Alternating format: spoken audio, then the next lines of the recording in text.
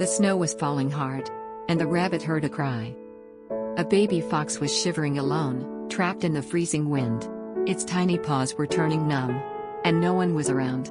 The rabbit knew it was dangerous, but it couldn't leave the baby fox to freeze. It dug a small snow shelter and covered the fox with its warm fur. All night, the rabbit kept the fox warm, shielding it from the icy gusts with its own body. When the storm finally calmed, the fox began to open its eyes again. The fox nuzzled the rabbit in gratitude. Even the smallest hero can save a life.